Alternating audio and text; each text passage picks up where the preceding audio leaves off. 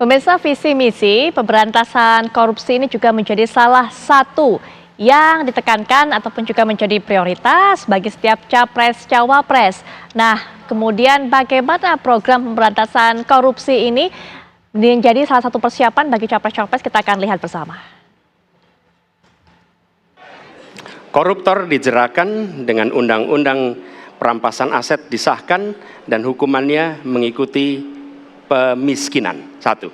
Yang kedua, yang tidak kalah penting, undang-undang KPK harus direvisi sehingga KPK menjadi lembaga yang kuat kembali. Yang ketiga, diberikan imbalan, reward kepada mereka yang membantu melakukan pelaporan, penyelidikan, sehingga ketika melaporkan kita akan punya partisipasi masyarakat dan itu dibolehkan oleh undang-undang. Dengan begitu maka bukan hanya aparat penegak hukum tapi seluruh rakyat ikut memerangi korupsi. Korupsi harus gerakan anti korupsi harus menjadi gerakan semesta yang melibatkan seluruh rakyat. Korupsi adalah pengkhianatan terhadap bangsa. Korupsi harus diberantas sampai ke akar-akarnya.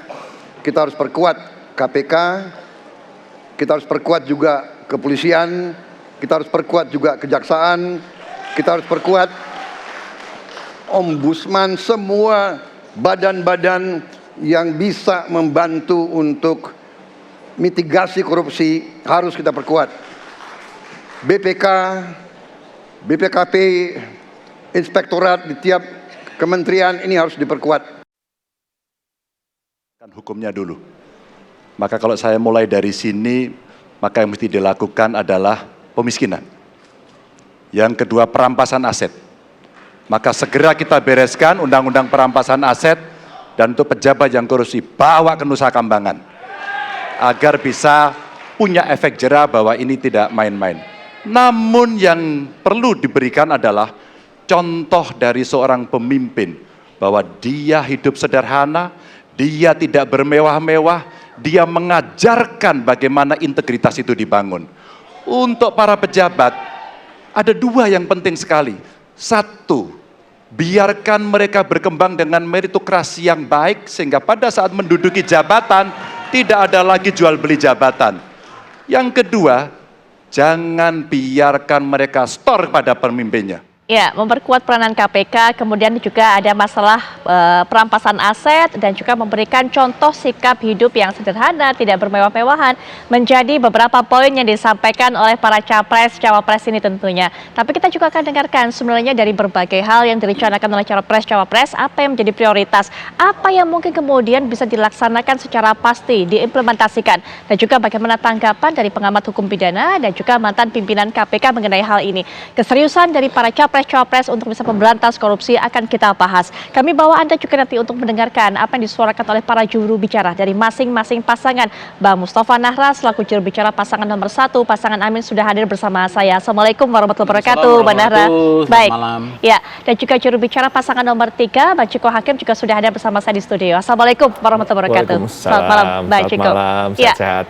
Dan juga pengamat hukum pidana yang akan juga memberikan sebenarnya penilaian terhadap apa yang sudah direncanakan, dicanangkan oleh para capres-cawapres, juga sudah hadir bersama saya menemani kita semua di studio, Mas Haris Firmansyah. Assalamualaikum warahmatullahi wabarakatuh, Mas Haris, selamat malam. Waalaikumsalam warahmatullahi wabarakatuh. Selamat malam, Mbak Putri. Baik, juru bicara pasangan nomor 1, 3 ada di studio bersama saya, tapi untuk juru bicara pasangan nomor 2 ini akan bergabung secara daring dengan kita karena sudah ada di KPK untuk bisa mengikuti acara Paku Integritas langsung, ada Inang Irma Huta Barat. Tapi sebelumnya kita sepertinya masih terkendala komunikasi dengan Bu Irma Huta Barat. Nanti kami akan coba komunikasi kembali dan juga nanti kita akan kedatangan narasumber berikutnya yaitu mantan pimpinan KPK Bapak M. Yasin. Tapi langsung saja saya ingin mendengarkan apa yang akan disampaikan oleh Bang Nahra juga, baik juga Bang Ciko. Tadi kita memang sudah mendengarkan walaupun tidak terlalu banyak, tapi sebenarnya apa yang ditekankan oleh pasangan Amin ketika menjadi terpilih nanti untuk bisa menyelesaikan masalah korupsi ini? Ya, yang pasti tidak ada paslon yang ingin pro korupsi ya, termasuk Amin. Prioritas pertama adalah menekan ya angka korupsi karena selama ini selalu di bawah 34 ya. Bahkan yang terakhir tahun 22 itu masih 34, 35, maka nanti Amin ingin menekan sedemikian rupa sehingga pada tahun 2029 itu sampai 44 sampai 45. Itu target kami. Jadi supaya korupsi tidak naik, maka indeks persepsi korupsi di Indonesia harus naik supaya nggak stagnan. Tapi yang kedua adalah dengan mengadakan pencegahan, memperkuat pencegahan, itu apa? Dengan mengadakan SIN, Sistem Integritas Nasional.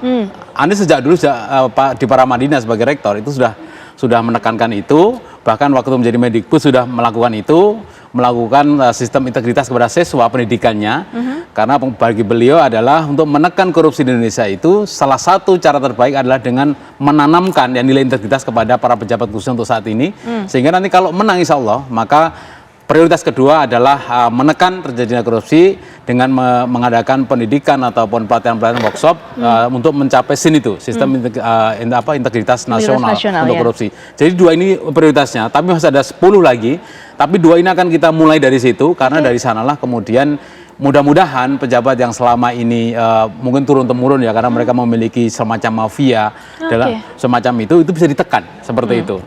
Baik, ada kejahatan yang mungkin turun-temurun dikatakan Bang Nahra, soal mafia di dalam juga yang tidak gampang untuk menggerusnya, Bang Ciko. Iya, kalau Bang Ciko, Pak Ganjar sendiri punya program apa yang diprioritaskan untuk bisa menghentikan korupsi ini?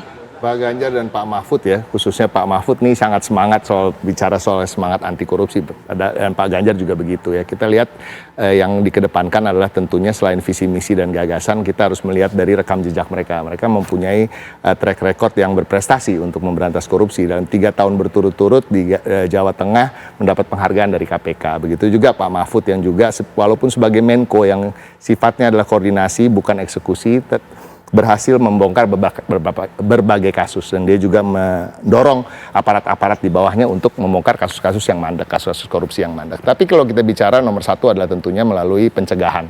Digitalisasi birokrasi itu sangat penting, dan ini sudah dicontohkan oleh Pak Ganjar sendiri di Jawa Tengah gitu ya, melalui e-planning, e-budgeting, e-procurement dan lain-lain. Ini bisa menekan angka korupsi dan ini terbukti. Nah, kita ketahui di Indonesia ini 10 tahun terakhir menurut data ICW ada sekitar 230 triliun yang dikorupsi selama 10 tahun terakhir gitu. Nah, ini kalau kita bandingkan dengan apa yang bisa dibangun dengan 230 triliun kan luar biasa. Ada 27.000 desa yang tidak punya puskesmas kelas C. Itu bisa dibangun dengan angka segitu. Nah, ini yang menjadi kenapa kita sangat concern, karena kita mempunyai program-program yang harus dibiayai oleh budget-budget, dan kita tahu bahwa dengan kita menekan angka korupsi dan menghabiskan korupsi sama sekali, negara ini akan makmur dan lain-lain. Nah, kembali lagi kita bicara soal penegakan hukumnya. Penegakan hukumnya tentu salah satunya tadi sudah disampaikan oleh Pak Ganjar adalah untuk memiskinkan koruptor, ya kan, perampasan aset.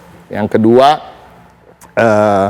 menyiapkan Nusa Kambangan sebagai tempat pembuangan napi korupsi. Dan yang ketiga tentunya kita ingin merevisi Undang-Undang KPK untuk kembali menjadi lembaga yang independen dan tidak berada di bawah naungan institusi-institusi lain termasuk presiden. Jadi memang dapat bergerak lebih leluasa dan dapat melakukan tugasnya sebagai pemberantas korupsi yang paling utama di negeri ini.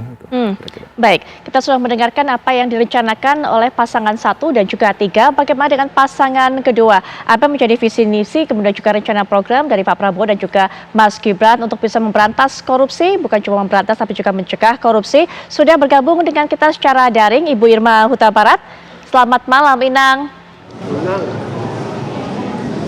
Apa kabar sayang? Selamat malam. Kabar baik, Inang. Inang, kita ingin sekali dengar apa yang menjadi prioritas dari Pak Prabowo untuk bisa mencegah, menindak korupsi ini, Inang.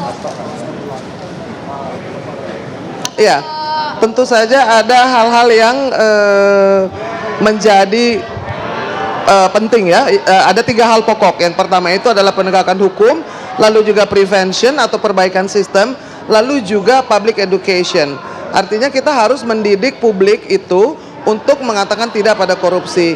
Dan itu bisa dimulai sejak dini.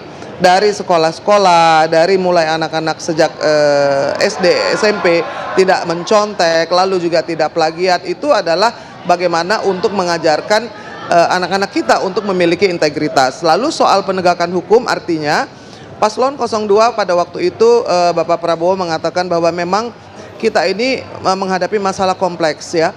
Ada masalah hukuman terhadap koruptor yang masih terlalu ringan atau rendah. Jadi the cost of corruption is still cheap. Orang yang korupsi itu hukumannya tidak sepadan dengan apa yang didapatkan. Itu nomor 1, baik secara finansial, lalu juga secara hukuman sosial. Orang yang koruptor itu tidak pernah jadi mantan. Jadi sekali koruptor tetap koruptor. Lalu kemudian ada yang bisa kemudian keluar mendirikan partai, lalu tetap nyalek, lalu juga tetap mendapat jabatan. Saya pikir hal-hal seperti ini akan tidak ada lagi di masa kepemimpinan Prabowo Gibran yang akan datang.